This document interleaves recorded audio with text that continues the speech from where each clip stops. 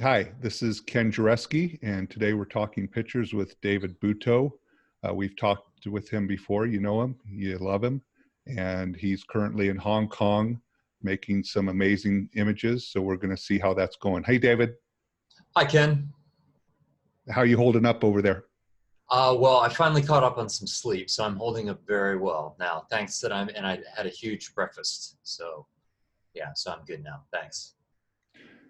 How long you been there? 3 or 4 days? Yeah, I've been here about yeah 3 or 4 days. Basically, kind of 3 days of shooting. The first day was pretty quick, and then the last couple days were longer. Kind of the more intense shooting days. Great.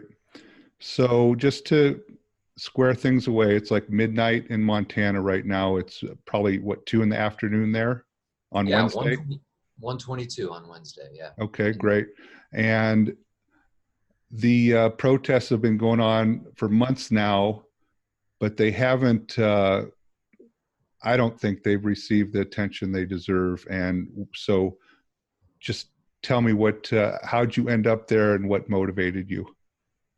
Well, yeah, I'd started to see these protests and, just watching it on the news, just like everyone else, and, seeing it in the papers for the last few months. And I just thought it was really interesting and kind of, I didn't really understand the nuances of exactly what the demonstrations were about. And I'm still kind of learning some of that stuff now, but I've been to China quite a bit, mainland China. I've worked there a lot, and I actually went to Beijing during the 50th anniversary of the founding of the People's Republic. And so when I knew that the 70th anniversary was coming up, and I'd read that there were expected to be large kind of demonstrations about that here in Hong Kong, all wrapped up with the issues that they've been kind of fighting as well. I thought this would be like sort of the perfect time to go, and I had earlier in the summer, I like had other things that I had to do. And finally, I finished up a couple things. I had a break and I thought, well, this is, if I'm going to do it, this would be the time. So that was kind of my motivation.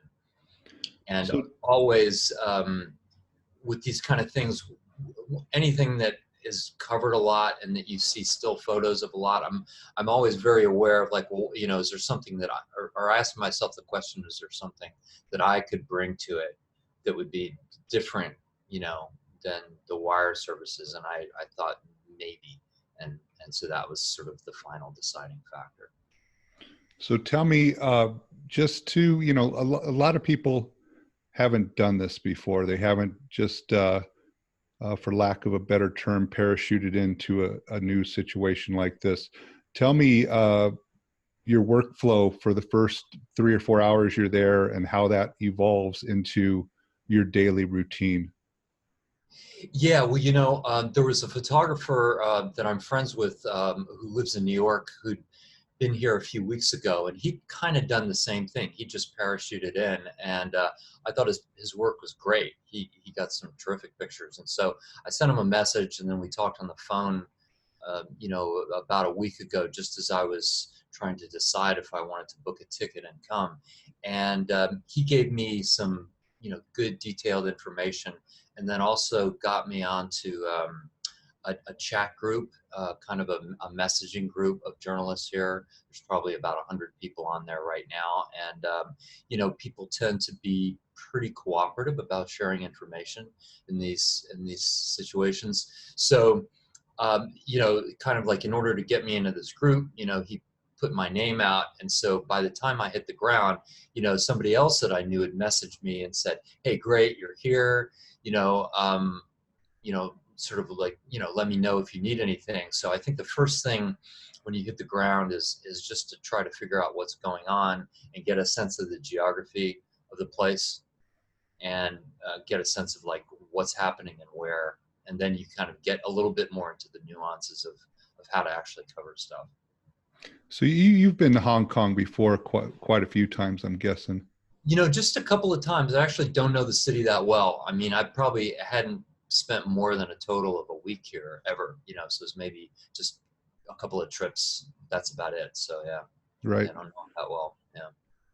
tell me just the the idea that journalists from different organizations are cooperating with each other and share information in this type of situation. What does that mean exactly? Well, some of it's logistical. So just the basic question of like where these demonstrations are going to be happening, what time do they start. You can usually get that kind of info pretty easily. I mean, the protesters are kind of like, they blast the stuff out on social media. You don't know where things are going to end up necessarily, what neighborhoods. I mean, those things are all kind of dynamic, but there's some other concerns about just the gear that you need, the personal protection gear that you need here. It's you just can't do this without a gas mask. And so I had talked to this friend of mine from New York about what kind of mask he was using, and I bought a good like industrial grade $175 gas mask in Washington D.C. before I left home. And I also have a pair of goggles that I wear sometimes if I'm not wearing the gas mask. And then I bought a helmet when I was here. So that was sort of like the first thing that I did the morning that I woke up was to go out and find myself a helmet. And then I was basically geared up. I also brought a yellow vest, one of these vests that maybe you've seen the media people wear, which is the first time I've ever worn one of these. Although I think I might have been a crossing guard when I was in grade school. I think it was just like a bandana type thing. It wasn't a full. So yeah, it's a whole other thing to, because usually, I dress in muted colors. Right. I could be as discreet as possible. And so the idea of wearing like this, construction, traffic type thing is pretty alien to me, but I think it's actually pretty helpful because essentially you're trying to separate yourself visually from the protesters when the police charge. I mean, that's really what it comes down to. So hopefully they're going to, they'll see that you're a journalist, and for the most part, they've been fairly respectful of media people, and they haven't gone directly at the media people as long as they're staying out of their way. So we can, go into that more later. But yeah, so that was sort of like, gear, logistics. Wasn't really that hard to acquire that or figure it out. But like you said, a gas mask is a must-have, and you probably would have a hard time finding one in Hong Kong right now. So you kind of got to get that beforehand. Yeah, that's right. Exactly. Right. You don't want to skimp. You don't want to skimp on a gas mask. Glad I didn't skimp on the gas mask. It really works. And without it, yeah, there's just no way that you can do this. It's just impossible. You just can't work in that environment. So yeah. So also, I just, it's been my experience that in these type of fluid situations, it's kind of, you've been working a lot on Capitol Hill. Capitol Hill, people don't really share that much information. They're kind of secretive of what they're doing and what office they're going to hang out, stuff like that. But in these type of situations, news events, dynamic situations, it's been your experience there, my experience in the past, that people do cooperate with each other. I think, yeah, that's right. It's pretty collegial that way. I'm sure there's some journalists who have a close relationship with the demonstrators and or the police, and those people probably have some inside information that doesn't get shared. I'm just guessing.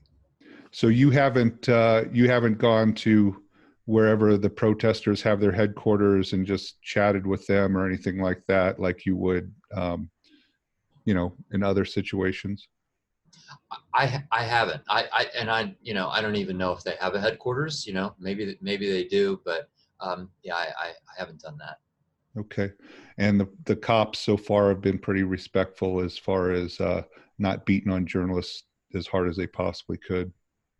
pretty much pretty respectful. I think there've been a few isolated situations where people have been either pepper sprayed or harassed. But I got to say, I mean, last night I was out Um, and for maybe a half an hour or an hour, I kind of stayed with the police. And so I was sort of, I wasn't in their circle, but I was just outside of it with a lot of other journalists, and I kind of just moved down the street. So, you know, we can get into this later. You can sort of pick sides, but my point is that they're trying to do their jobs, and there are a lot of press people out here, and you know, it can we get in their way sometimes, just visually, maybe not physically get in their way, but you know, sometimes block their line of sight.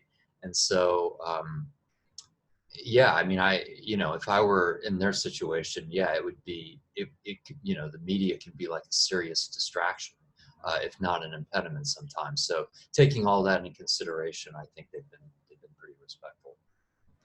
So out of curiosity, what's your, after you've gotten, you know, 7 or 8 hours worth of tear gas soaked into your clothes and everything, what's your procedure when you get back to the hotel?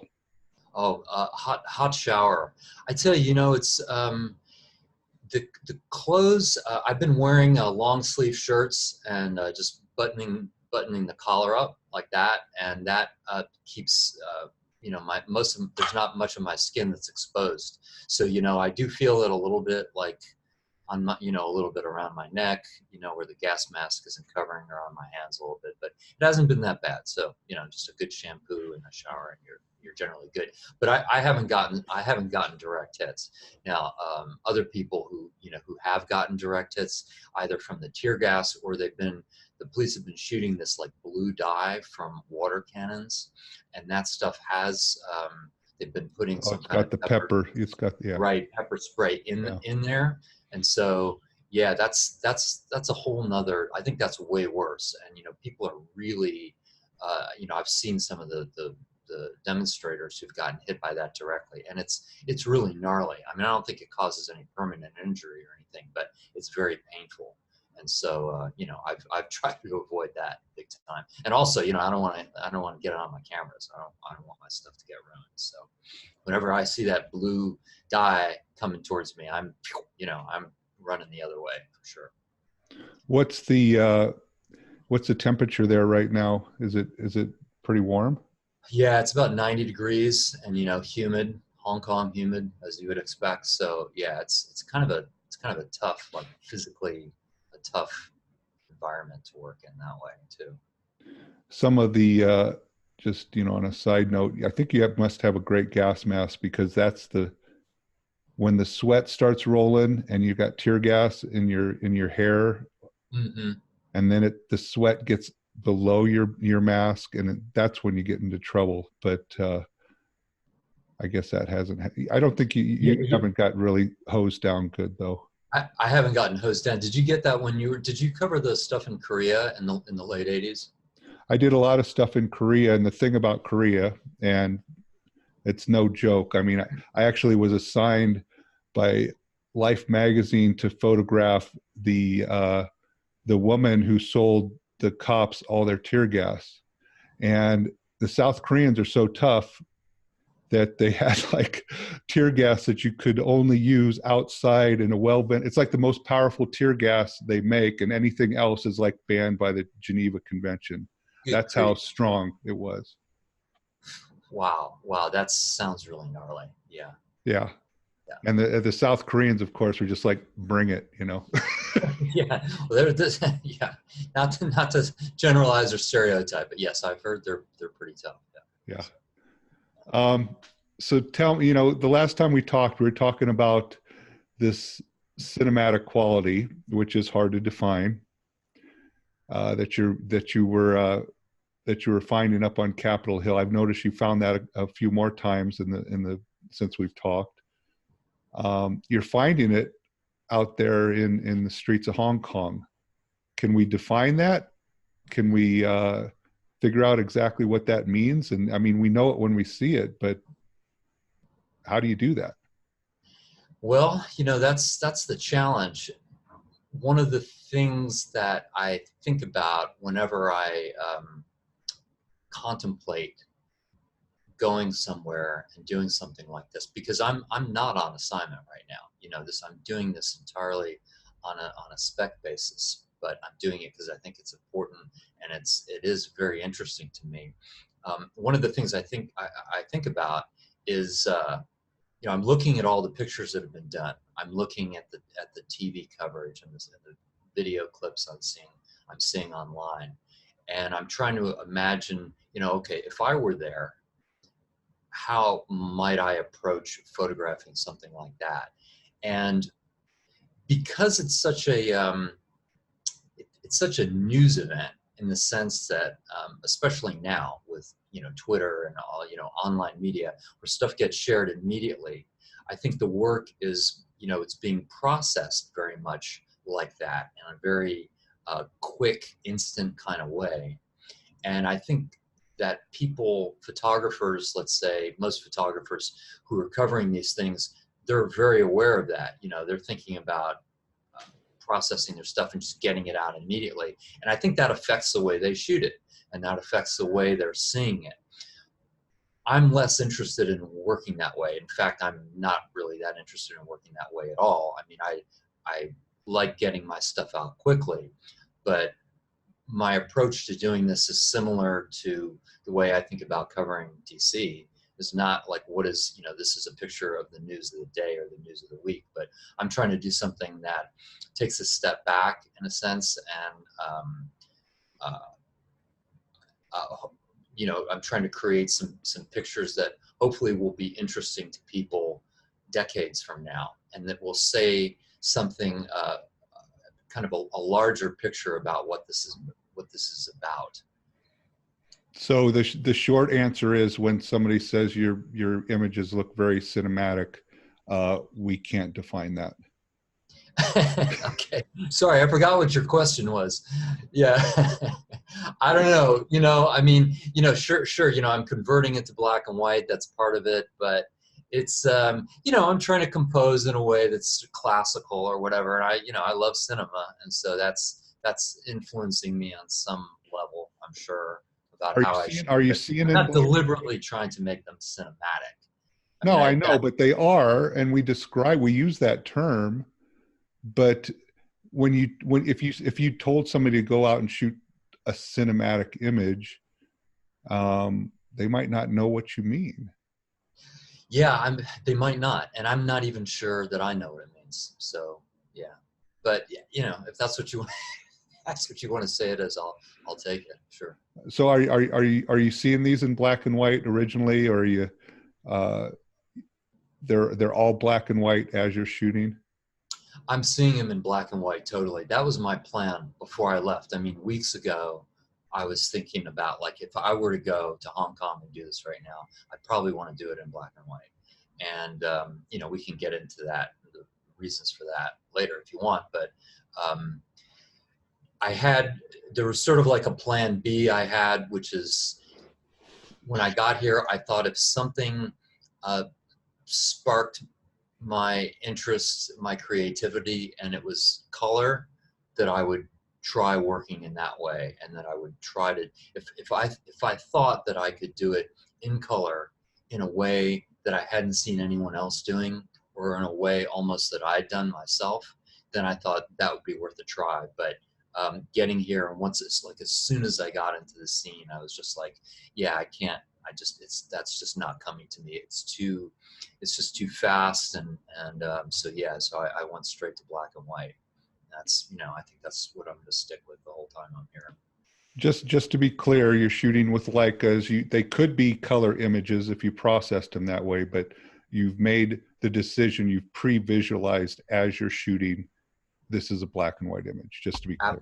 Absolutely. And that's, you know, that's been my method, even since I've been shooting digital. As if I think this is black and white, then I just pretend that I have like black and white film in the camera, or there's no color possibility. Yeah, absolutely. Great. What are you getting any nibbles? Are there any editors out there that are looking for something a little different from Hong Kong? Haven't heard from them. I don't know. You know, my stuff gets uploaded to my agency, Redux. So that's kind of like, that's the point that I kind of turn these pictures over. And, I think we'll just have to see. But again, my intention is to kind of like play the long game on this. So if it doesn't get picked up, this week, that's okay. That doesn't break my heart. It's more rewarding to me to think, oh, this could end up in a book somewhere 10 years from now, or in a museum, or in a gallery, um, a long time from now. That's really my main purpose. So you're playing the long game. You're making images that will last past the news cycle, the immediate gratification of Twitter or Instagram or anything like that. You're trying to make lasting images. That's exactly the most concise way of putting it. That's right. Yeah, I'll have to write that down, and You then I can can just use that same answer whenever somebody asks me again. let me. I'm gonna pull up some of the images you were kind enough to share, and you got a lot of followers on Instagram. I'll put that link up there. Does Redux, do they have a searchable database? What are they doing on their website these days? Right. Yeah. So they have a searchable database. So any editors or anyone in the public who wants to look at sort of the full take that I've uploaded to the agency, they may not put every single picture up. Sometimes I'll put a couple of pictures that are similar, and I'll send both in just because I haven't been able to choose which one I like better, and I sort of let them do it. But for the most part, they're going to have everything searchable at reduxpictures.com. And then when you go to a section called stock, there's a search field, and you would just put in Hong Kong in my name, and all that work would then pull up on your screen. And that's Redux, Redux, Right. pictures.com. Exactly. Great. Right. Let me pull these up. We'll see if I can get this to work. Share my screen. Where's share my screen?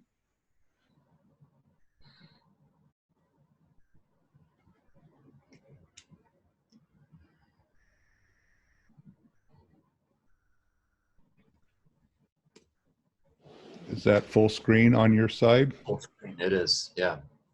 Okay, so let's just, this is from 2 days ago, is it? Yeah, that's from I think, Sunday, or it's either Saturday or Sunday. But this was actually one of the first pictures I took when I got here. Well, no, I take that back. I'm sorry. This was the second day of shooting, but it was one of the first pictures on the second day. The first day was kind of, it just wasn't. I didn't really get much and didn't really do much. But the reason I bring that up, because it has the feeling of one of those first, and I hate to use the term, lucky images that you get and you think, oh, I'm just going to get these over and over, and this is going to be amazing. It's just going to keep getting better and better. But it's almost a fluke. I don't know. Did that happen to you with this picture? Oh, totally. That's exactly what happened with this picture. So, like, I think what happened is that I knew there was a protest the gathering was supposed to start around 1-ish, 1:30, something like that. The march was supposed to start at either 2 or 3 p.m. I can't remember. But I kind of went and I checked it out a little bit early, and I saw just a few people are starting to trickle in, and this was really close to my hotel. So I went back to the hotel and I kind of like geared up, and then I took the subway right back to the same place. And when I got out of the subway, I saw there were people shouting, and there was already something happening. And there was a group of police that had kind of like surrounded this guy for some reason. And I don't know the backstory, but yeah, this was like the first picture essentially I took that day. And the scene was, it was sort of chaotic, and you could feel the energy was building immediately. So yeah, I got that, and that was kind of the way that I started that day. But yeah, it's kind of an outlier. Yeah, nothing beats starting with a winner, and this is, it's an impactful image. It's a news image, but then it also has this very, and I think that's kind of the situation where you have these these guys are like stormtroopers, whatever cliche you want to use, but it's very Orwellian, the whole feel of these guys that look like they marched out of the ocean or something to like start grabbing people. It's just, you know, it's got all those elements. Yeah, yeah, exactly. And it's just, you know, there were a couple of things that kind of contribute to that, that is, you know, not something that I planned out or chose, but one is the light. You know, the way the light is kind of coming in and hitting this guy's face. It's just sort of like, it really, you know, it's sort of that chiaroscuro light, and that's, you know, that's nothing to do with me. That was just how it was. And then, you know, I started out shooting standing up for a few frames, and I was trying to get a clear view in between some other, you know, camera people and the police. And then I was, you know, just for like basically like 1 second or less, I I got a clear view. You know, I crouched down to get at the same eye level as this guy who's sitting on the ground at this point. So, you know, kind of all you can see is just the gear and the sort of anonymous, you know, darkness of these, of the uniforms that the police are wearing. So, yeah, again, that's not really my, you know, it's not, I didn't plan it out, but that's how it ended up. Well, I think you're being a little humble there, which is okay, um, because there's two things that you did when you're walking into a situation, even when you're, like you said, you just got out of the subway. Uh, aren't you, on some level, aren't you seeing like, oh, this is the Goya light? This is the angle I need, regardless of what happens in front of me. This is where the light works. You're already that's already in the rep the photographer area, the brain working on its own one. So I'm not going to like let you just get away with saying, oh, the light, I was just lucky with the light. But number two, you did something very important, which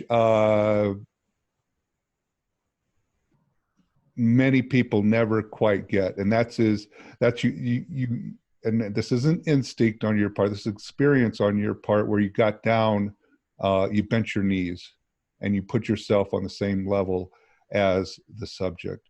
Usually you run up to this situation and you're tempted to just shoot from the face, or even go Hail Mary and just shoot higher than normal. And so those are two things that I think, you know, I'm just saying, you got to give yourself a little credit. Okay, what's going on here? Yeah, I'll take it.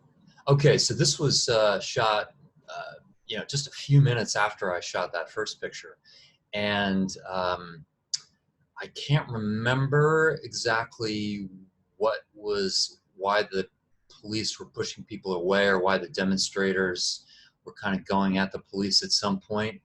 It was in this, yeah, it was in the same intersection, I think, as the previous shot. But, you know, the police were, you know, it was very tense, and it was very, you got a sense that, I mean, you know, the march hadn't even started yet, but the heat and the energy was already ratcheted up at that point. So the police were trying to create some space for some reason, and you know, there was this one cop who was just, you know, he was just very, yeah, he was being pretty aggressive, and you could tell he was pretty wound up. So I kind of moved in close and let a few frames fly on that one, and just, you know, one of the moments was this one. So you're going to say it's an accident that you just kept working the same light from the same angle too? I knew the light was pretty good, you know. Yeah, I mean, you know, as you know, and as we talked about, you know, on our last vlog, that there's 5 or 6 different things, sort of main things that you're thinking about when you're out there doing something like this, and they're all happening simultaneously.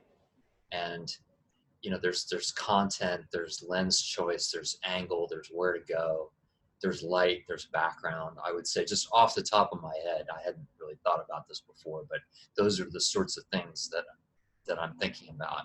So they're all happening at the same time. And then you kind of move in, and you just, you know, you want to sync all those things together. that's my intention, like the entire time.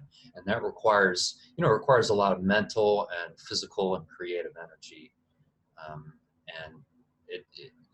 it's sometimes everything comes together. How many steps are you getting in a day? I don't have one of those fancy watches, man. I have this old analog watch, so I have no idea. But it's probably over 10,000, I'm guessing. Right. Yeah. So I just bring that up because you talked about the how you get exhausted doing these types of things, and you do spend 8, 10, 12 hours on your feet. You're going up and down streets. You're getting you walk. I mean, you might walk 8 or 10 miles in a day, and you don't even realize it. But there's another type of exhaustion that you're kind of hinting at.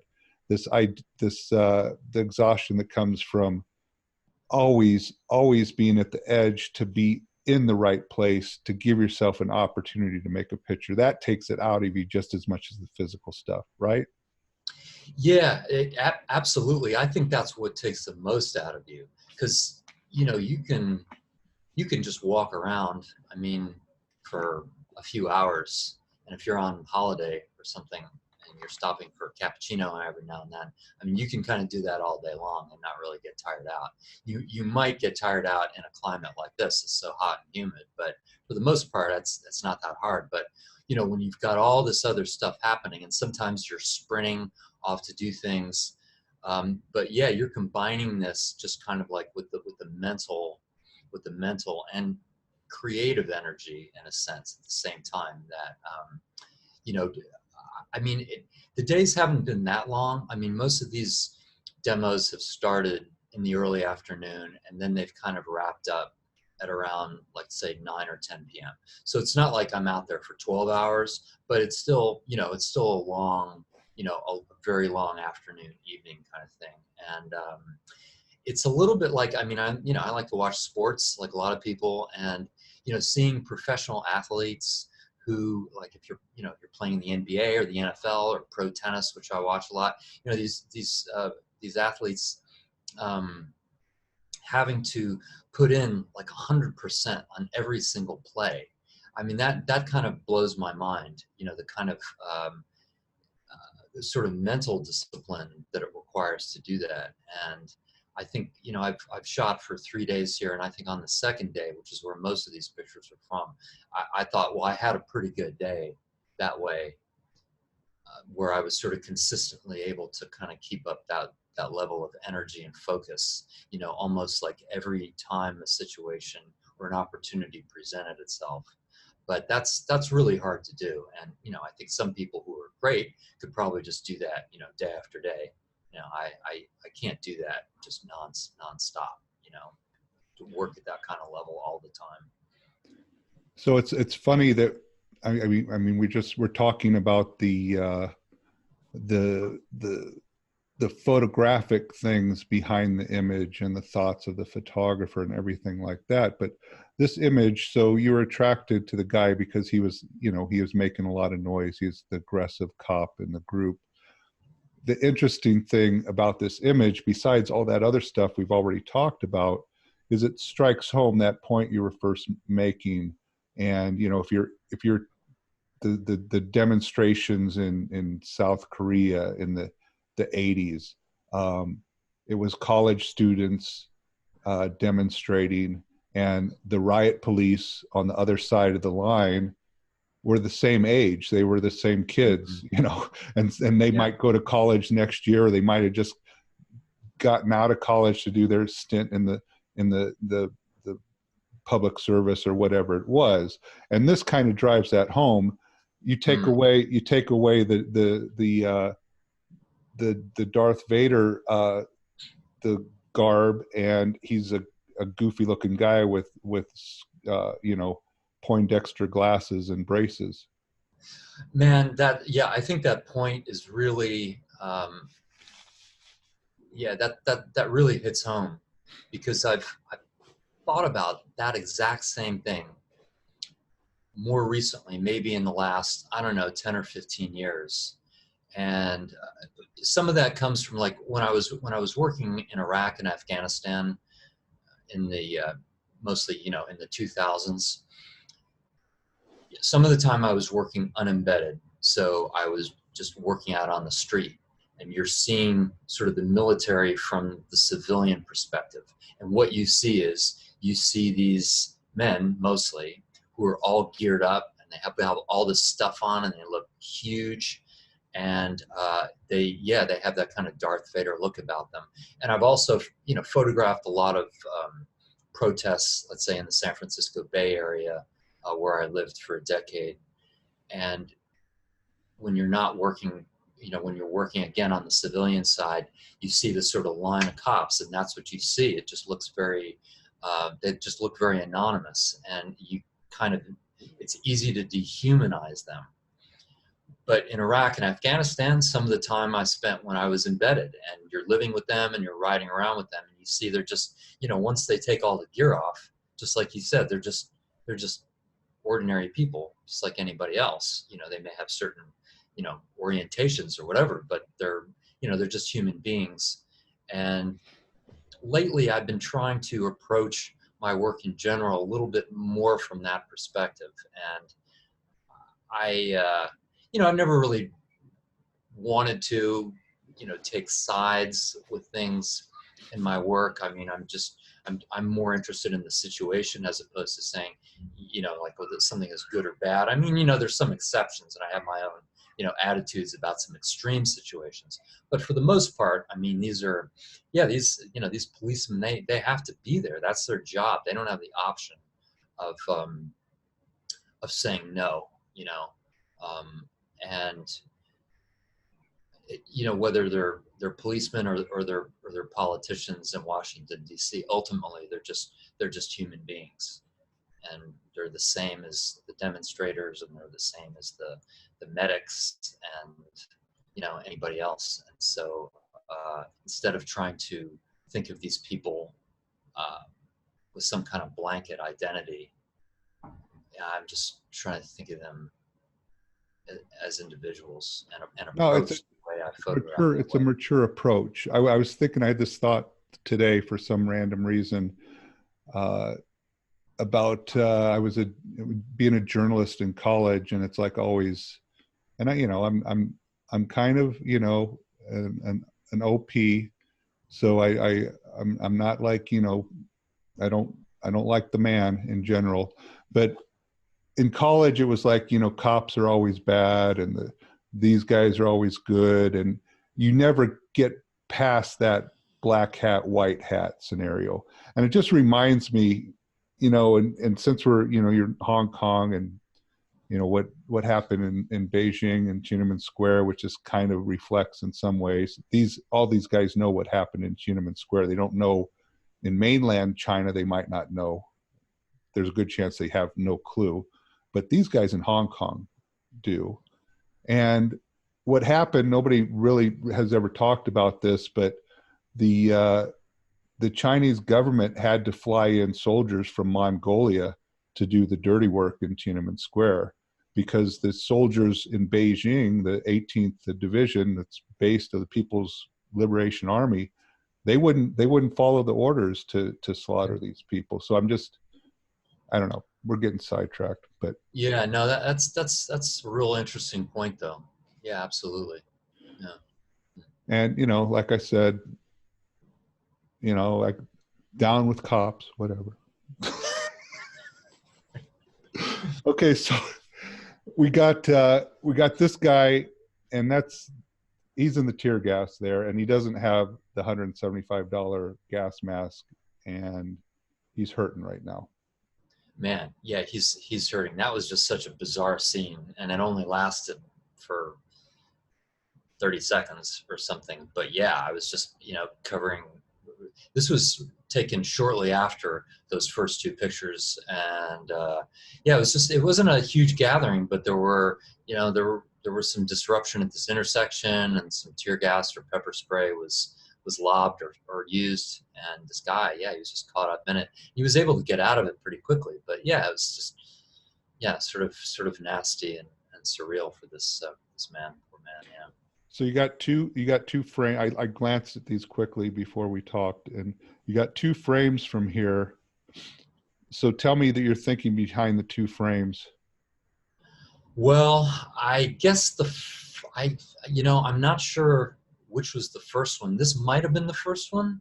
I think because he was, I didn't, I was just almost like right next to him when it happened. So I sort of turned around, and I think that tear gas canister that's right behind him had just landed. So I turned to look, and essentially this is what I saw. And I was like so close that I'm not even shooting wide enough to get his entire chair in the picture. I don't know if that matters or not, but um, and then I just I just watched and took a couple of frames, and then the other frame shows a medic, kind of like one of these volunteer EMS people who are at all of these demonstrations, sort of helping him get out of there, and he was able to move out of there, successfully and pretty quickly. So So everything was okay, but just out of curiosity, the EMS guy, he's like a true medic. He's not, the protesters medic or something like that. He's not one of the protesters. He's just a public servant working the situation as an emergency responder. I'm not 100% sure about this particular person, because there are a lot of medics out there, and some of them are kind of like volunteer medics who are kind of working with the demonstrators, and then some of them might be public servants. They might be actual, like, paramedics, from the Sure. fire department or something. He's probably not, because he's not wearing a uniform, but Right, right, I couldn't tell you. right. He could just be a volunteer. He might very well be a volunteer. And there are a lot of them out there, and they rush whenever something happens. Whenever, like, a lot of pepper spray or tear gas is deployed, these groups, there's usually about 5 or 6 of them that work together, and they'll stay together, sort of off to the side, as things are unfolding. And then once people start to once some tear gas gets shot into the groups of demonstrators, these people immediately rush in, because they know that they're going to need to help people right away. So, my hat's off to them. They're tremendous. So I just wanted to make a public service announcement, I guess. When you're shooting these things, especially when, I don't know if there's rocks flying here, but neither one of these guys have a helmet on, and maybe the guy in the wheelchair can't. I'm just saying, a lot more people get hurt permanently from head injuries in these protest things. So if you're a photographer, a journalist, uh, the head protection is a must. That is a must. It's yeah. Funny you say that, because I was giving a talk a few weeks ago, and somebody kind of asked that question about safety, and that was the very first thing I said was, just protect your head. You have to have a helmet, because there's bottles that are getting thrown, there's bricks, there's rocks, there's if these tear gas canisters are getting shot, and then sometimes rubber bullets. So yeah, for sure, any kind of demo, the helmet should be the first thing you wear. And there's all kinds of helmets you can use for this kind of thing. Right. Even skateboarding helmets, bicycle helmets, or whatever. So yeah. This I like. What's going on here? So yeah, the this kind of gesture has become kind of their symbol for solidarity in these demonstrations. As the Hong Kong people are sort of trying to keep away the growing influence of mainland China, what they see as impinging on their freedom. So it's not like everybody in the crowd is doing this, but sometimes you'll see a small group. I've been trying to make the same kind of picture, like, every day that I've been shooting here, and I haven't seen anything that I thought was great, but I'm chipping away at it. So you get maybe a dozen people at a time making this kind of gesture during the march. So let's just so we've seen two different lenses here. What just go through your gear. Is it a 35 and a 50, or what are you shooting with here? Well, my go-to lens is in the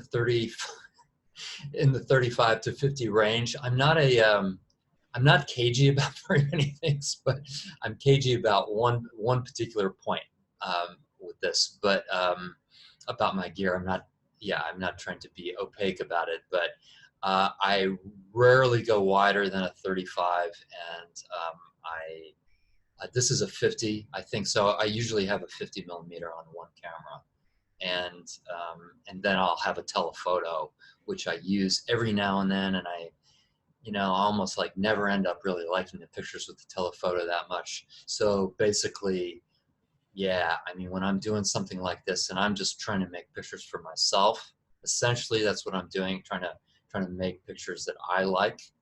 That 35 to 50 range is the range that I like, is my favorite range. And so I'm essentially trying to replicate what I see, what just a person sees without a camera, if you're there. And to me, that field of view is kind of that field of view, so that the image almost, doesn't look like it's seen with a camera, in the sense that the lens isn't doing anything that makes the image. It's really just an angle. And this is, just what you see as a normal person. And then you're just trying to capture that. And I'll tell you something interesting I thought about a couple of days ago. Like after the first day of shooting and using this new gas mask, when you have the mask on and the camera's pressed up to your face, you can't see the whole frame. I mean, it's just, you can't get the camera up close enough to your eye. So I was kind of testing it out in my hotel room, and I realized that I could only see like a circle that was about maybe 50% of the frame through the camera.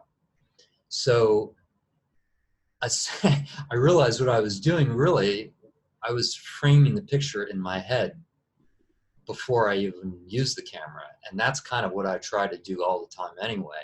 And so the choice of lenses, kind of limiting that field of view ahead of time, for me anyway, it makes it easier to just have that frame kind of just in my head. So wherever I'm looking, however close I am, I'll see that, I kind of know what the camera is going to get. And that was the case. Like as I was out there working, most of the time, I wasn't wearing a gas mask here, but most of the time I am wearing one covering this stuff. And, I can't see exactly what the camera's seeing. I don't really like to shoot like this on live view. So yeah, I think that makes a big difference for me. Yeah. Yeah. When I was younger, I'd go the 28-35 route, but as I've matured, I'm like a 35-50 person now. So, two cameras, two lenses, and then that third body with the telephoto. That's I'm less cagey about it than you. So that's kind of, yeah. I mean, and the thing is with those two lenses, it is such a natural view that you kind of, if you're kind of doing the old school Leica thing where your body position, how you hold the camera is just an extension of your eyeball, you're already there with those two lenses anyways, right? I mean, yeah, man, that's exactly right. And that's, it's same here. Like my first kind of, yeah, I was 28-50 when I was in high school, really? and I was, oh yeah. Yeah, that was the exact same setup that you've described. No, I And was 28-35 because oh, 28. I thought 50s was for like old guys who shot Leicas. Yeah, that's true. There is that too. Yeah, and now, look what happened, It happened. See, 2019. I It was does right. happen. Yeah, you were exactly right. The only reason I'm cagey is one of the lenses I use is from the 1980s, and it's not made anymore, and you can get them on eBay, and they're not that expensive, but I just don't want to say exactly what it is, because I don't want people to start buying them, and then the price is going to go up or something like that, or it's like my secret sauce That's the only thing I'm cagey about. You can ask me almost anything else, and I'll give you an answer. But right, So any lens that you could have shot Duran with is pretty much a go-to lens in my book. I just yeah. because I'm hungry like a wolf. You, you know, I still use a Vivitar 285 sometimes too. Dude, I love that flash. Oh man, I tell you, I yeah. a lot of people use the 283, but Mm. I always went with the 285 because it had that little thing on it where you could zoom out your flash, right? Yeah, exactly. You can zoom it out, and it's got the berry power on it. Right. You know, it's got like 16th, 16. quarter, half, I think, Yeah. that you can adjust that way. Yeah. Yeah. No, that was good living. So this is pretty intense. I don't know if it was actually intense, but it feels pretty intense. Right. So this was, I think this is, yeah, this is the second day that I was here. And yeah, these guys, these protesters had moved up on this bridge, which was kind of overlooking a road that was next to a large government complex. And two of the protests I've been to have been centered around this government complex. And so there are police that are a few hundred meters, like, you know, away, who've got the, you know, the pepper spray water cannons, they've got the tear gas, they've got the rubber bullets, pretty much ready to go, ready to shoot at these protesters on the bridge. So they're staying low, you know, trying to stay out of the way and trying to keep low key.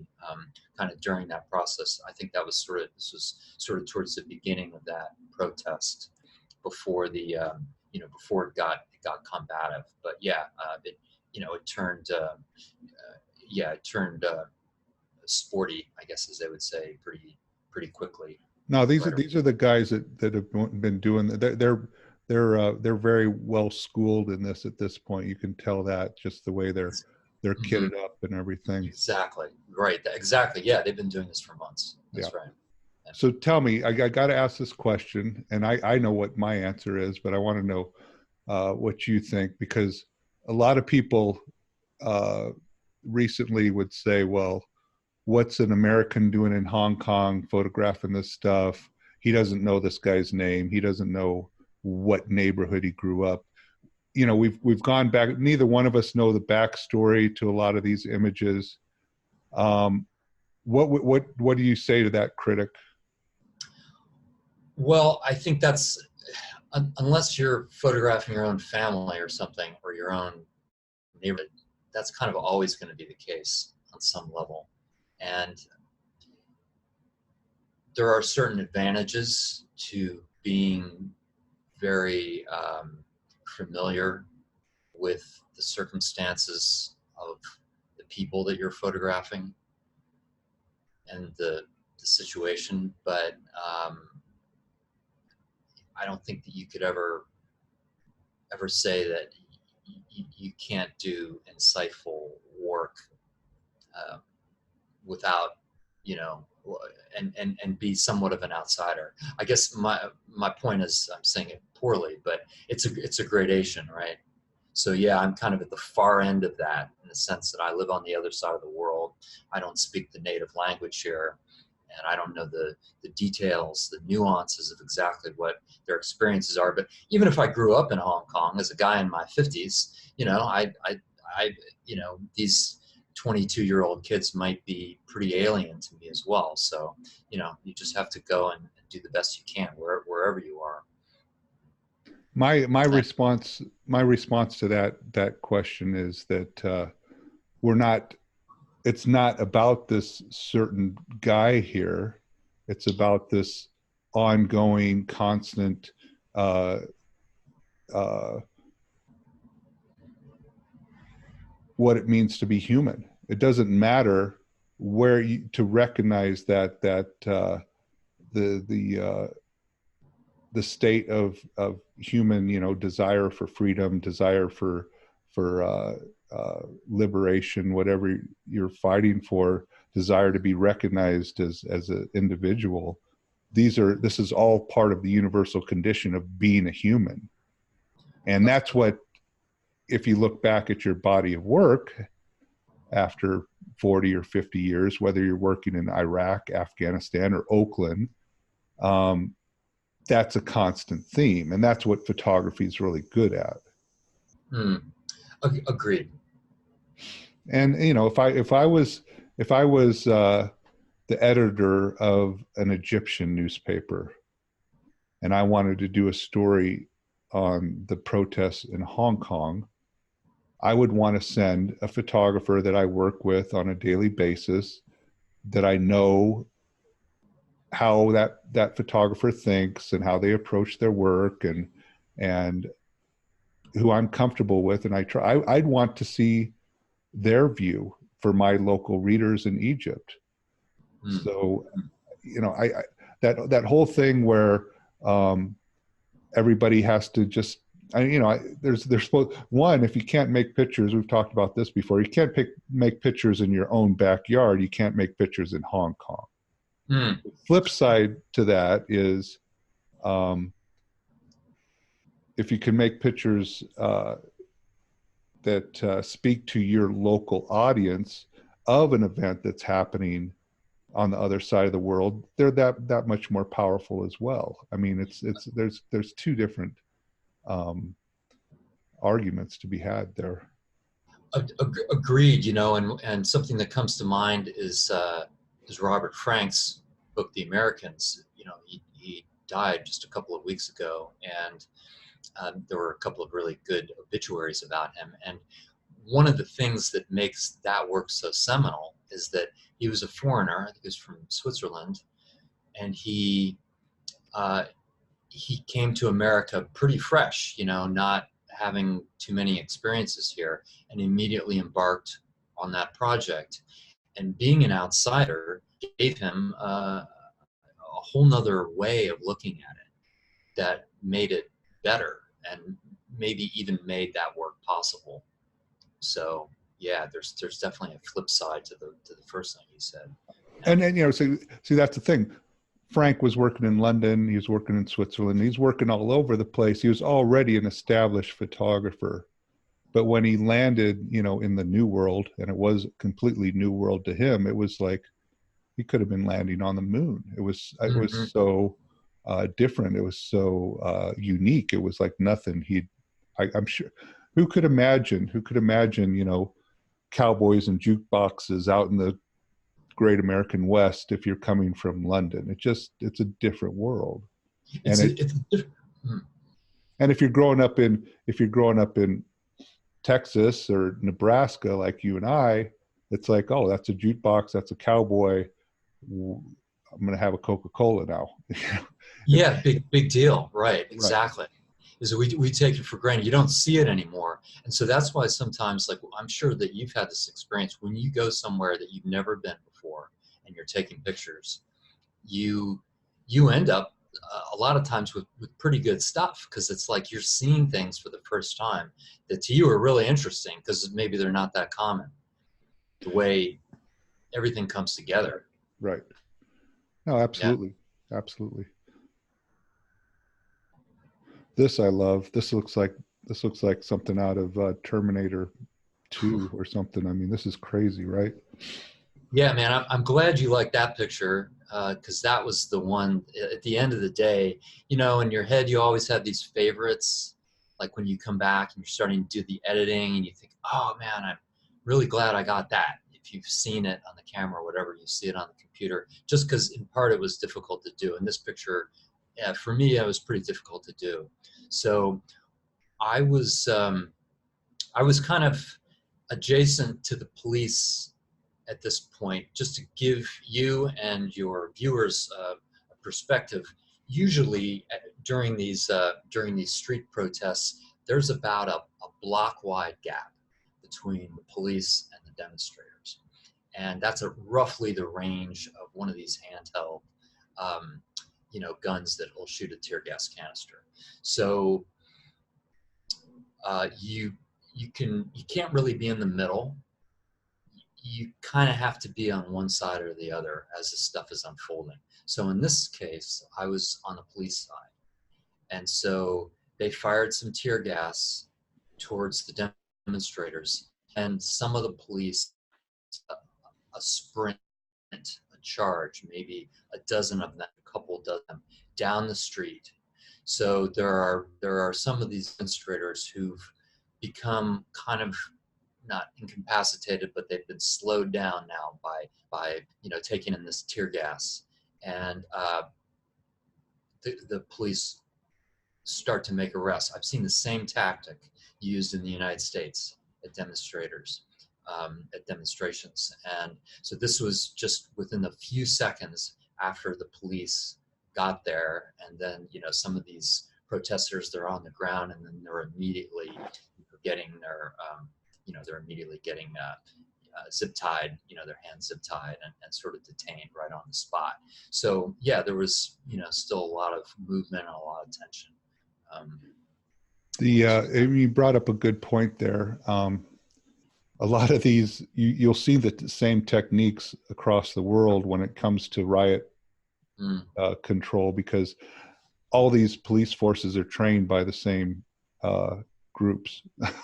Yeah, it's just, it seems like it. Yeah, it's funny you mentioned that, because last night there was one police unit of about maybe 50 people, and it was being led by a Western guy. right. So, like, I don't know, maybe he's Hong Kong police, or maybe some kind of somebody that they brought in, or he's like, either a contractor or some other police force or something. But yeah, I thought that was kind of interesting. Yeah, they're contractors, and you'll see, when we have the political conventions this next summer, you're going to see exactly the same techniques. Mm-hmm. Mm-hmm. Yeah. Yeah. I mean, I'm sure the Hong Kong police are going to be pretty good at it by then. So maybe we should, hire them. They'll be well versed. So the thing that strikes me, with this image, it's the moment, the body posture, the composition, all that stuff is there. But just from a working perspective, I think it's kind of, this is one of those situations where, like you said, you made yourself familiar to the cop side of the protest during that day or during that evening, whenever this happened. So they were kind of already acclimated to your presence at that point when they moved on the protesters, right? Well, it wouldn't be just my presence, because there were other media people too. At these demonstrations, some of them stretch for several blocks at a time, where there's kind of multiple places where there's like little conflicts. So at each one of those places where there's a conflict, you might have 50 reporters, 50 camera people all together. And most of them tend to stay on the protester side, but there's always a group of maybe 20 or 30% of them that'll stay with the police. That's just roughly been my experience. So most of the time I've been on the protester side too. But in this case, I was with, I don't know, maybe a dozen other journalists, and I think most of us were wearing these crossing guard vests. So they kind of knew that we were there, and we were sort of, staying off to the side. But I think the dynamic that you're talking about, it does make a difference, and it does happen no matter what you're doing. Even, and it's the same thing applies to the demonstrators. If you're on that side and you're hanging out with the same group of kids for an hour, yeah, they're going to kind of get used to you being around, and I think that they sort of accept you a little bit more, that you see that, you're taking the same stuff flying at them that they're taking in. And so yeah, it absolutely works that coming into something immediately, all of a sudden, you're showing up and you're an outsider. And I don't mean just being a Westerner, but just like being an unfamiliar face. It just like anything else, it takes a little while for people to kind of accept you a little bit. So I don't know that they're necessarily paying attention to me, but generally speaking, yeah, that does help. What I'm saying is, and I'm just saying, I'm kind of going a little deeper into this stuff that we both kind of know anyways, because there's people that will watch this video, And so what I'm saying, the real world example of this, if you were with the protesters on the protesters' side during this, and you saw the cops doing this, and you ran down the street from the protester side to the cop side, you might get zip tied yourself in this situation. Correct. You That's see what I'm saying? exactly right. Yes. Yeah. And sorry, Ken, if my answers are a bit rambling, because you probably have a lot of questions and you don't want to make this like a 15-hour vlog. So, No, I just want to be, you know, I don't want some 20-year-old. I mean, okay, so like we were both 20 years old when we started doing this, but there was a learning curve there, and yes. you make a Yes. lot of mistakes. And Mhm. if you see something happening and you're not already embedded in that side, it might be better not to sprint down the street and inject yourself into that situation in anything like this, even this kind of uh, even if it's like almost like kabuki theater, which happened a lot in South Korea, where it was almost like a street performance going back and forth until things started to get ugly. There's still rules of engagement, if not, you know. Yes. Yes. Exactly. Agreed. This is pretty serious. This is in the same scene, the same spot as the previous picture, and there were two or three protesters who seemed to have gotten injured in the melee, and this was one of them.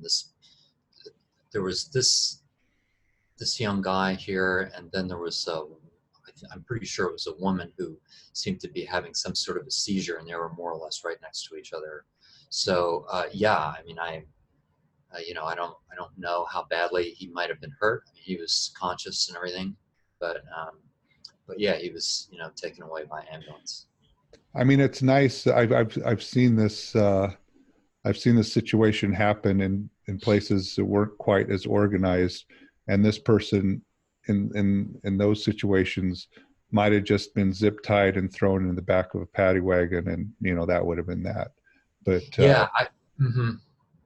Right, exactly. And as violent as these things are, and nobody likes to see that, right? He got it. He got immediate help, and I don't know if you or some of your viewers have seen the footage from the situation where the 18-year-old kid was shot yesterday during one of these protests, and as soon as he was shot, there were pictures and there's video of policemen giving him aid and putting pressure on that chest wound.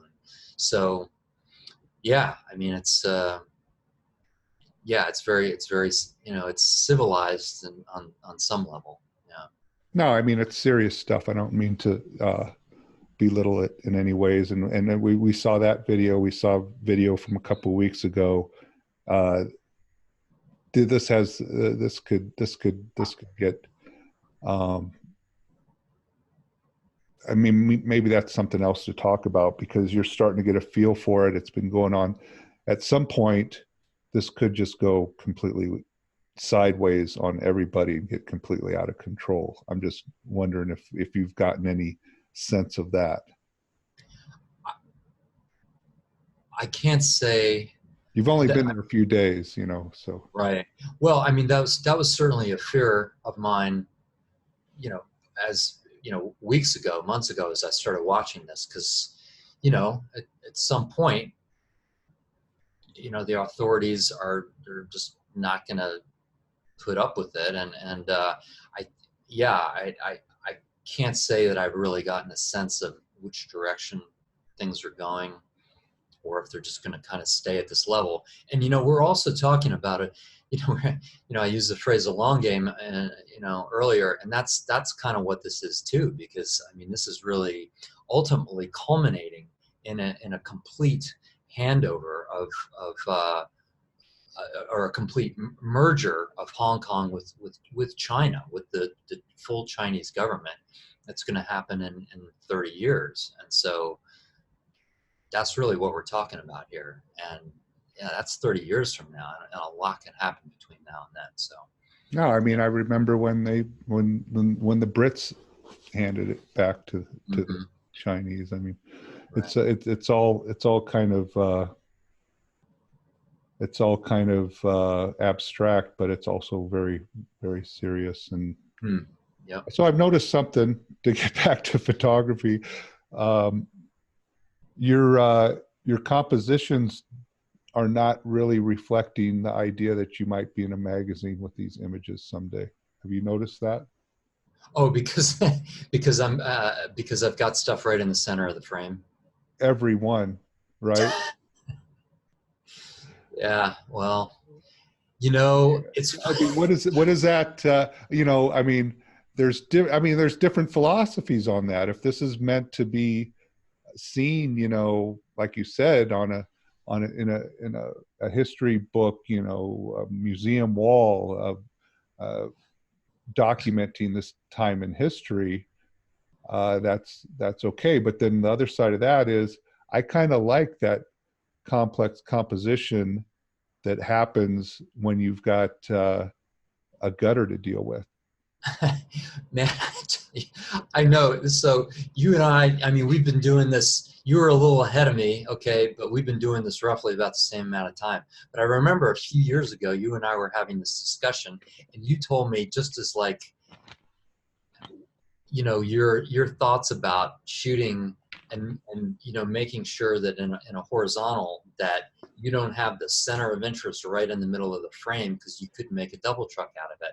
And I was like, wow, why didn't I ever think of that? I mean, really, I was like, this is genius. I said, no wonder he's getting all the double trucks and I'm not, right? It like I, I mean, honestly, I'm not sure that that ever really. That must have been very quite a few years ago. I don't remember that conversation, but you've Well, had no, you don't remember it because I was like, I didn't say anything, and I was like, oh man, that's the secret to his success.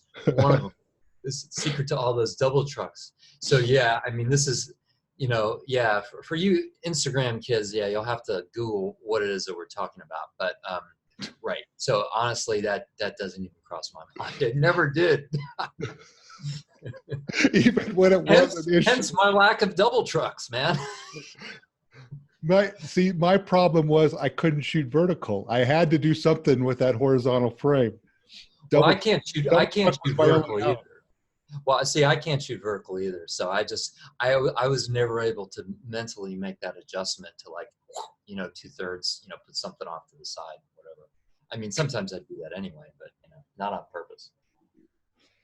I was somebody asked me if I was Dutch the other day on Instagram because I had like a tilt happening, you know, and I guess it's called a Dutch tilt. What is that called? Something like that. Yeah. Yeah. And I'm like, no, I'm not Dutch. But right when I snapped this frame, Gil Perez bumped into me. And it's, Well, like literally bumped into you. yeah. It just, Yeah, Gil Perez bumped into me. oh, so they'll have to Google that too.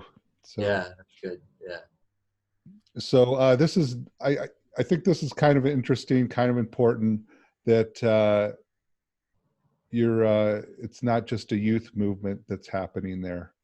And you're kind of getting that.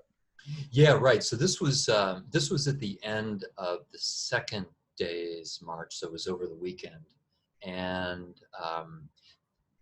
basically the demonstration had fizzled out, and I was walking back to my hotel. This is like just a couple of this is like one block from my hotel actually, and there was a small group of policemen that was they were retreating because they had been told to stand down, you know, I guess by their supervisors, and so they went down into a subway station, and there were only about a dozen of them. So you know, it's a precarious situation for them, as you know.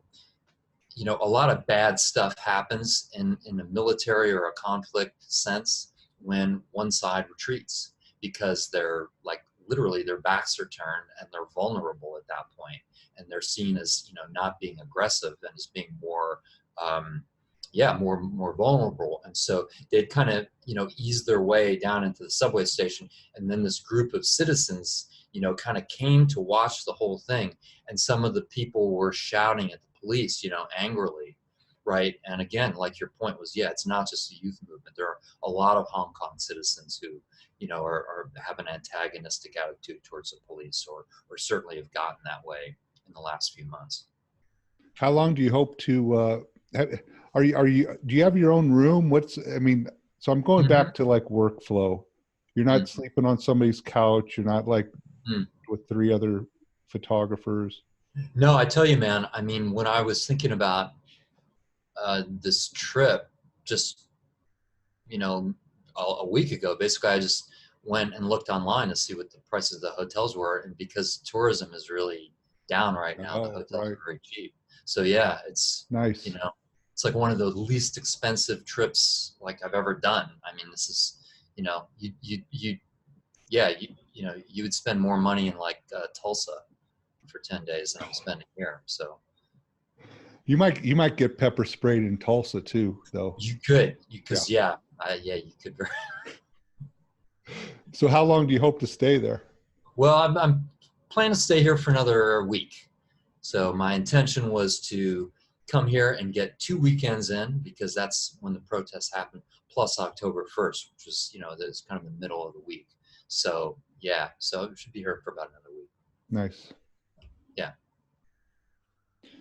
So I think this would be like a cinematic type of image, right? Mm-hmm. Right. Looks like it was lit by some Looks like light. it was lit on purpose. Yeah. You have kind of that peak action. I don't know what that guy has in his hand exactly. I don't know if it's like a speed trap. Is he taking a radar reading? Is that an actual, what is that? Yeah. Well, there was they were doing it was batting practice, and so I think they were gauging some pitching speed. No, he's throwing a rock or something. I don't remember what it was. Okay. That's He's actually throwing something. I It's thought even that. more. It's even more cinematic than you realized. Right. Yeah, because it's And an action photo. right. So this is interesting to me. So you got like the stage, you got the lighting, you got the props, you got everything going on. And what's going on either side of the frame? Is that press mainly? Yeah, there's some press, and you can see a whole gaggle of press on the right side of the frame. They're off to the side, and so they're photographing this protester, kind of from the frontish, from like a 45-degree angle. And okay, so you're talking about the cinema stuff. I knew that with this tear gas and the smoke coming up, and that big street light, that's going to illuminate that smoke. You were all over that. From a certain angle, right? Yeah. So I was all over that, man. Yeah, so that's why I chose that angle to get, to sort of get that, and it's right. Yeah. And then you're going to do the thing, and I don't know what there's a technical term for this. I call it the walking like the Egyptian, where on Egyptian hieroglyphics you always have that nice silhouette that's a human doing an action, and you can see it immediately. So you did all you needed to do once you had the light was have that action figure in there, do it from a photographic standpoint. Exactly. You have to have the arms set, the legs, the arms. Right. Everything has to be recognized immediately as a human figure from a photograph. Exactly. So, you always shoot a few frames of this to try to get that, and then you're picking the one that has the best, separation, where the legs are kind of apart and the arms are kind of visible and that kind of thing. Totally. Yeah. So that's kind of like inside baseball. Yeah. I guess. Yeah. Well, find the light, then and it was nice you didn't go full silhouette. Never go full silhouette. Never go full silhouette. So this is that symbol. So now I know that that's actually a thing. Yeah.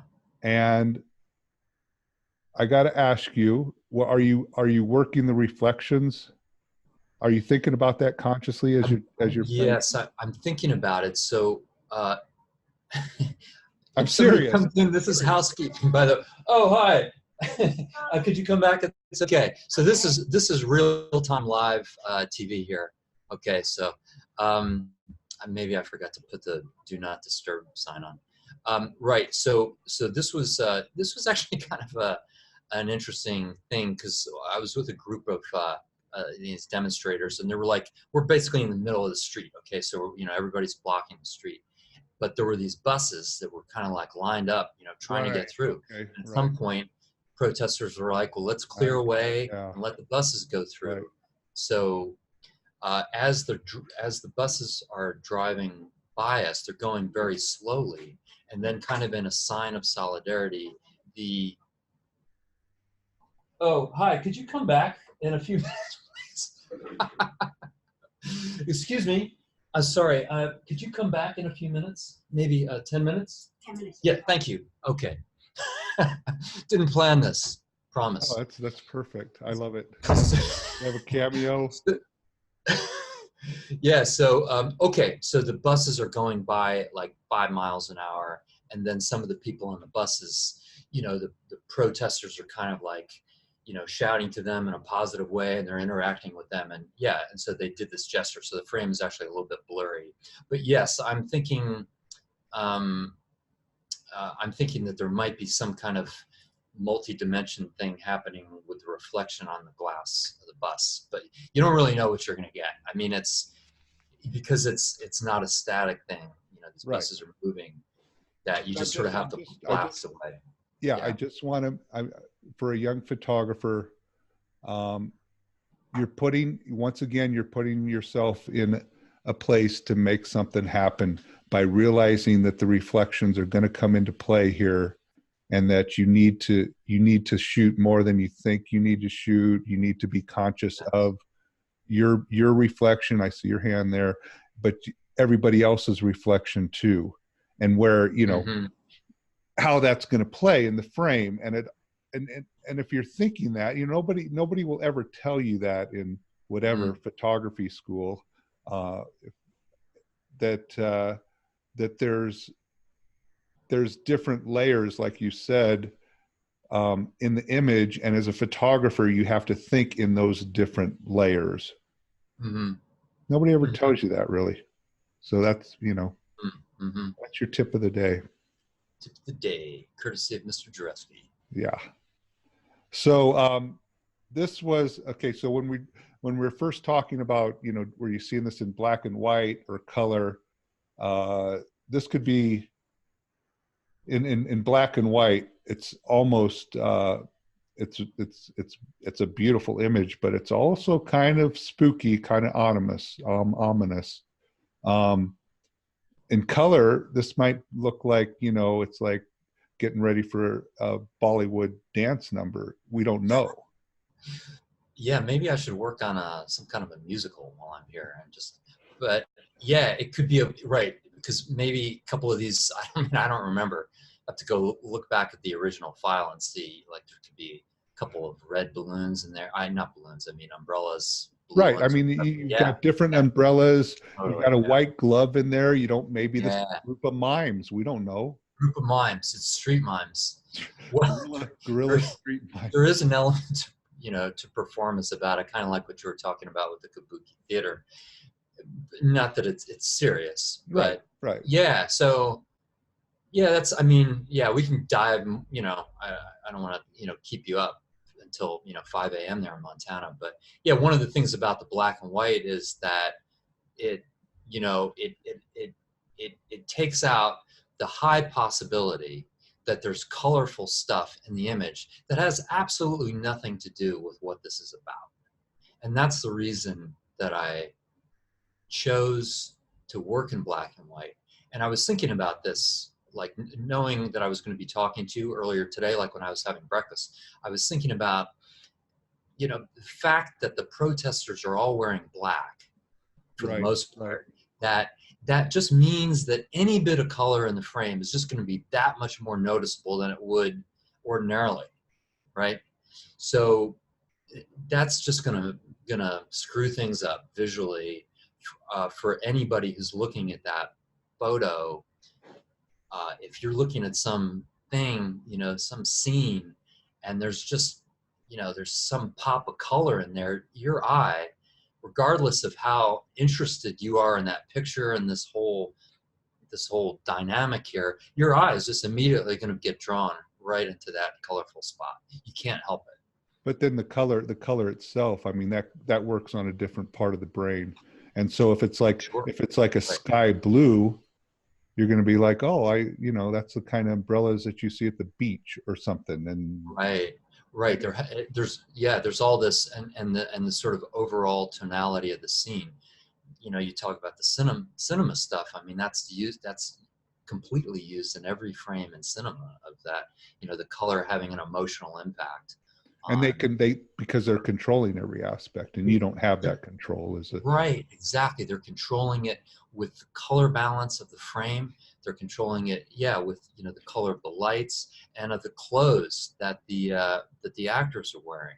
Every frame. I've just been watching some episodes of Mad Men, and it's just amazing how well coordinated that is. And sometimes, I mean, not to get into the weeds too much, but sometimes you'll have sort of a juxtaposition of two characters, and there's one character in a scene where everything's kind of bluish and kind of washed out, and then you cut to this other scene and it's very dark and kind of warm, and it just creates a completely different emotional reaction on the part of the viewer. So as a photojournalist, we're not advertising photographers, we're not working in a studio, we don't have that kind of control.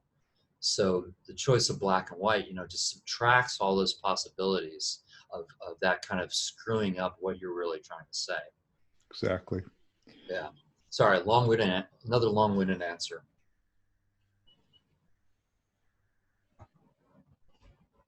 Do they have Molotovs there? What do they got? Yeah, they're Molotovs, man. Yeah. Mm-hmm. Are they real ones? Or are they like, there's different levels of that too, just like tear gas. There were some real ones. I'm not an expert on the Molotov cocktail, but I think there were some 12-year-old in there for sure, maybe some 14s. I just realized I shouldn't go into the intricate details of Molotov cocktails on something that's going to be on YouTube. That would be probably unwise for the youth. Mm-hmm. Yeah. So tell me what's going on here. Yeah. So, I'm kind of in the middle of this kind of group of protesters. I'm not right at the front line, as it were.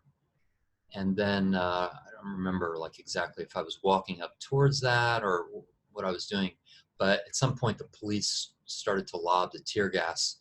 And what these protesters fear the most are the trucks that have the blue spray, because it's dye and it's designed to mark you, get onto your skin just so you're marked, and it's presumably it takes a few days for it to wash off, and it also contains pepper spray in there, in the liquid, and so it's extremely painful and it feels like your skin is burning. So if you get hit by that, it's a serious drag. So I think they're probably seeing that truck come down this street, and they're just they're running just to get away from it. Yeah. Cool. So they're running away from it, so towards me, and then up the street, and the view of the pictures where the police would be. And then you see people on the bridge, on that overpass, kind of watching the whole thing. Right. There's always the looky-loos. Nice. Yeah. Sure. Yeah. This is nice. I like this one. Thanks. I like that one too. This is very kind of Paris 68-ish feeling. Mm-hmm. Yeah, my dad, I actually lived in Paris in 1968. I was a tiny little kid, and my dad took a lot of pictures. Wow. During those demos. So I saw some of them when I was a kid. My dad had prints of them, in fact. How cool is that? Yeah, right. And then, I mean, because this frame, it has that Gilles Corron type of feel to it. Perez. No, this is a Gilles Corron. Oh, Gilles Corron. Oh, sorry. Okay. That guy was so amazing. Yeah, right. Mm-hmm. But it's got that, little bit of blur to it, a little bit of grain. It's very kind of 1968. I love it. Oh, thanks. Okay, we're back. Nice edit. let me see if I can get back to where, okay, I think we're back, more or less. So when the maid came in, was that on the video, or one of the photos was up on the screen for that? One of the photos should be, I wish you would have been on the screen, because that would have just been like a fun moment. If she would have sat down and like just started talking and going through images, that would have been great. Right. To Right. get the local reaction. Right. I would have loved Yeah. that. Okay, so you're there for another weekend at least. Hmm. Any like I think I asked you before, any hope of getting any ink out of this trip, or it's all the long game? No, I certainly have hope of getting ink out of it. Yeah. I mean, yeah, the main goal is the long game. But yeah, if it gets inked up sooner, that's great too. You know, I mean, ultimately we do this because we want people to see it, and so people can see it anytime, and the more opportunities for them to see it, the happier I'll be. Well, I just wanted, I got into kind of the weeds here. I wanted to get into the details of what people don't normally talk about. You know, we talk about it as photographers. We talk about this kind of stuff around breakfast in the morning, like, Mm-hmm. don't go down this street, don't do that, do this, make sure you go to this place and get a helmet today, whatever it is. And that's kind of Mm-hmm. how you learn.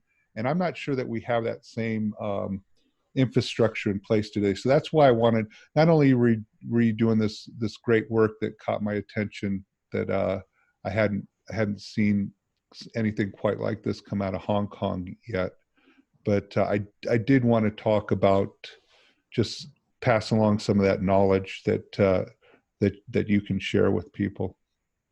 Well, I appreciate that, because it's not it's not like we're trying to keep this stuff secret, and it's kind of, I think some people who are interested just generally in this kind of stuff like to see what the process is a little bit, and sort of, behind the scenes, what it's actually like to do this stuff, as opposed to like, oh, the final like perfect result. Oh, I have this one picture where everything lined up, but all the stuff that happens in order to get that, that's, hopefully people will be interested in that too, for sure. Yeah. I mean, you're not a heavy shooter. You could probably, if you were shooting on film, you'd probably be shooting like 15 rolls a day, something like that. That's right. That's probably exactly right. Yeah. Right. Yeah. Yeah. So what do you think? What's your frame count for a day, just so people can get a feel for that too? I tell you, I never really add this stuff up. Yesterday, even though it was a longer day, and went on for hours, I don't think my frame count was more than I'm 500 for okay. sure. That 500. would be the very most. It was Right. probably way less than that. I think the second day there just seemed to be more variety, and so I was just shooting more. So yeah, it might have been a little bit over 500, but yeah, probably not, not that much higher than that. No, it's great. It's great to share that kind of information. And you're shooting raw files. You're shooting with your Leicas because you're an old guy. Uh, And I have a little bit of a mixture of my equipment. So I'm using one mirrorless camera and one Leica oh, rangefinder digital okay, camera. Yeah. cool, So I usually use two cameras. Yeah. great. I've been carrying two cameras. Yeah. Um, One more thing. So you're carrying that. I see your gear in the background there. Are you using a belt? You're using a bag. How are you carrying your gear? Just something that's Sure.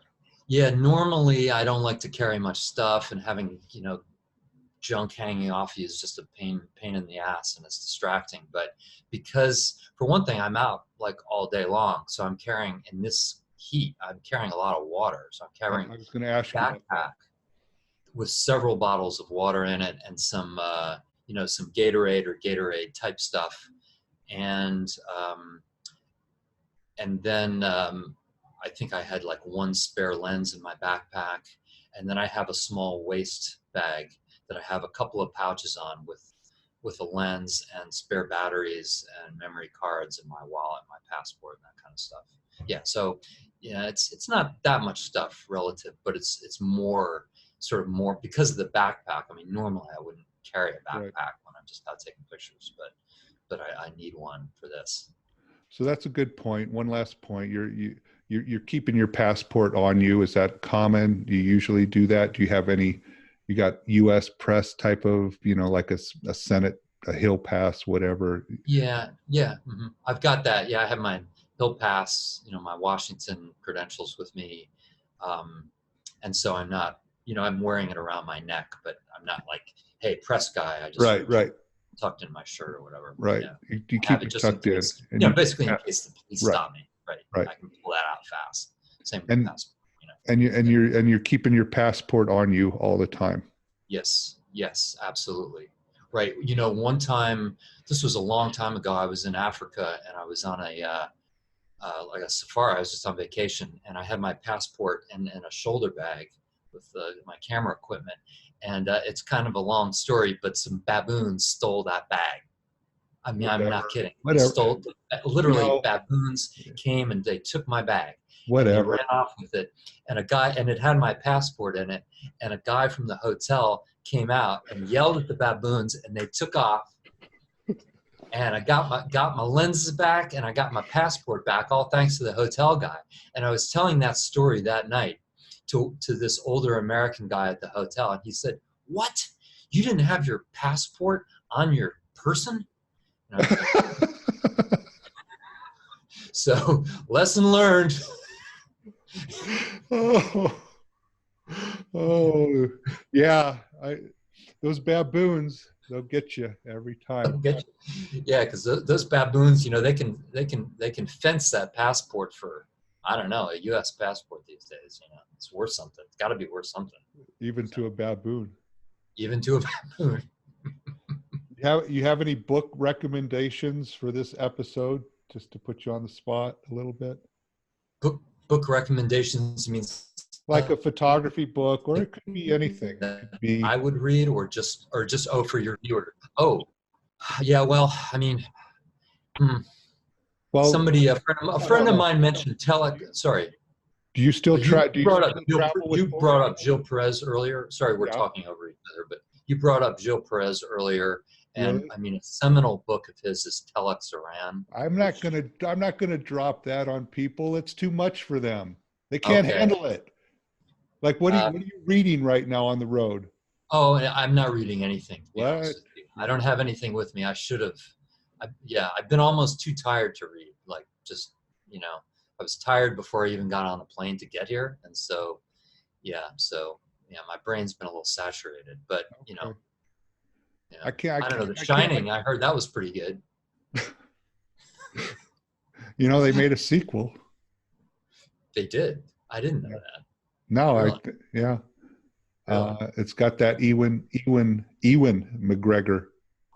You're kidding. Wait, I'm is that pretty out? sure. I'm pretty sure. I don't know these things. This isn't a movie. It's not a movie podcast. I don't know these things. Why are you asking me? Well, it's not a literature podcast either. I'm not going to drop Telex Iran on an unsuspecting Okay. public. I mean, Got it. That's a little heavy. I it's hear a what you're little saying. heavy. It's sort of like saying somebody that maybe it's like saying, okay, Dostoevsky. Okay, yeah, going to read Right, Crime right. and Punishment on this trip. Exactly.